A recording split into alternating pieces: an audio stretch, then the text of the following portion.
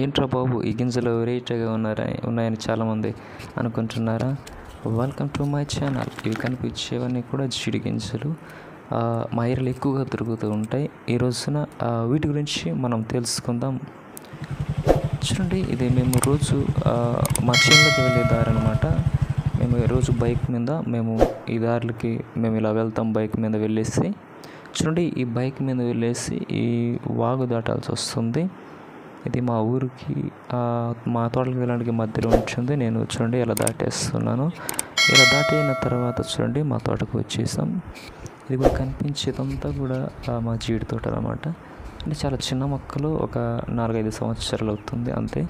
ఇంకా దీనికంటే పెద్ద మొక్కలు కూడా ఉంటాయి. ఇవి చాలా చిన్న మొక్కలు. చూడండి, ఈ మొక్క దగ్గరికి మీకు చూపిస్తాను. చూడండి గింజలు ఎలా ఉంటాయి ఏమిటని చెప్పేసి చూస్తున్నారుగా.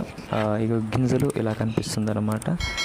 చూడండి, ఇక్కడ చాలా రకాలుగా ఇలా గుత్తులుగా కాస్తాయి. ఇవి చూడండి, ఇవి ఇలా తెల్లగా గింజలేమో ఇవి మనం కోసుకునే గింజలు అనమాట. చూస్తున్నారుగా, ఇది తెల్లగా ఉంటుంది. అయితే ఈ కాయ కూడా పచ్చగా కాకుండా ఇంకా పండుగ ఉంటుంది అనమాట. వాటిని తింటారు. అలాగే తినకపోతే మేము ఎక్కువగా ఆవులకు వేస్తుంటాం అనమాట. ఇలా కోసేసి ఇలా ఒక బకెట్లో వేస్తాము. చూడండి, అలా మేము బకెట్లో తీసుకెళ్ళి బకెట్లో వేసేస్తూ ఉంటాం. చూడండి, మీకు ఇంకా చాలా గింజలు చూపిస్తాను. చాలా బాగుంటాయి చూడండి. చూడడానికి కూడా చాలా అట్రాక్టివ్గా కనిపిస్తుంటాయి అన్నమాట. చూసాక ఇంకా పైకి కూడా చూపిస్తాను. చూడండి, గింజలు చూడండి పైకి కూడా కనిపిస్తాయి. మేము ఈ పై వాటిని ఎక్కువగా ముట్టుకోం అనమాట ఇప్పుడు. ఎందుకంటే ఆ కనిపిస్తుంది కదా పూత, అది రాలిపోతుందని చెప్పేసి. ఎందుకంటే అది రాలితే గింజలు ఇంకా రావన్నమాట. కాబట్టి మేము వాటిని కొంచెం చూడండి ఎంత బాగున్నాయో చూడడానికి ఆ గాలికి. ఇగోండి చూడండి ఇక్కడ ఎలా కనిపిస్తున్నాయో. ఇలా కాస్తాయి అన్నమాట గుత్తులుగా. చూడండి, ఇది గింజ రాకముందు అలా చిన్న పూతగా ఉంటుంది.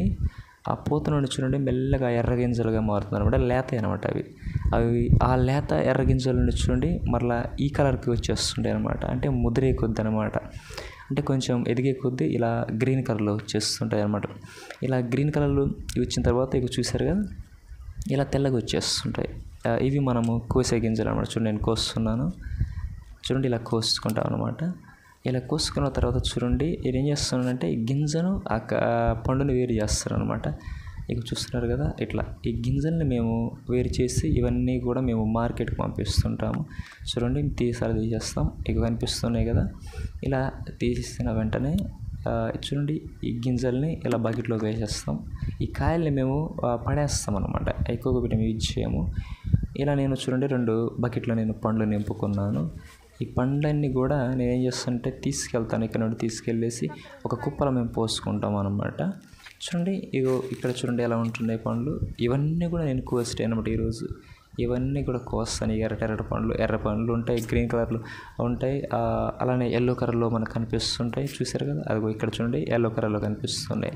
ఇవి చూడండి పచ్చి ఎలా కనిపిస్తున్నాయి. చూడండి, ఇలా ఉంటాయి అన్నమాట. ప్రతి చెట్టుకు కూడా మనకి ఎక్కువగా ఇలా కనిపిస్తుంటాయి అన్నమాట. చూడండి, ఇవి ఎక్కువగా ఇలా రావాలంటే మనం ఎక్కువగా మందులు వేస్తుండాలి. మనం ఎంత మందులు వేస్తే మనకి పంట అంత అధికంగా మనకు కనిపిస్తుంది అన్నమాట. చూడండి, ఇవన్నీ కూడా ఇలా కోసేసి చోటుకి తీసుకెళ్ళేసి నీళ్ళలో చూడండి పోస్తున్నాను అనమాట కుప్పలాగా. చూసారుగా, ఎన్ని కలర్ల పండ్లు ఉన్నాయి. పచ్చగా ఉన్నాయి, పసుపుగా ఉన్నాయి, రెడ్ కనిపిస్తున్నాయి. చూసారు ఇప్పుడు చూడండి ఎలా కనిపిస్తున్నాయి. అన్ని కలర్లు మనకి ఇక్కడ మా తోటలో దొరుకుతుంటాయి అన్నమాట. నేను ఏం చేశానంటే ఇక్కడ ఎండలో ఉందని చెప్పేసి నీళ్ళలో ఇంకొక కుప్ప కూడా పోసాను. చూసారు కదా ఈ కుప్ప. చూడండి, ఈ కుప్పలు పోసిన తర్వాత చూడండి మేము ఏం చేస్తామంటే ఇలా గింజల్ని పండ్లను మేము సపరేట్ చేస్తాం అన్నమాట. అలా సపరేట్ చేసిన పండ్లన్నీ కూడా ఒకచోట పడేస్తాం. గింజలు చూడండి ఒకచోట. ఈరోజు మాకు ఇంచుమించు 2 బకెట్లు అంటే ఒక 10 కేజీల వరకు దొరికి ఉండొచ్చు అనమాట.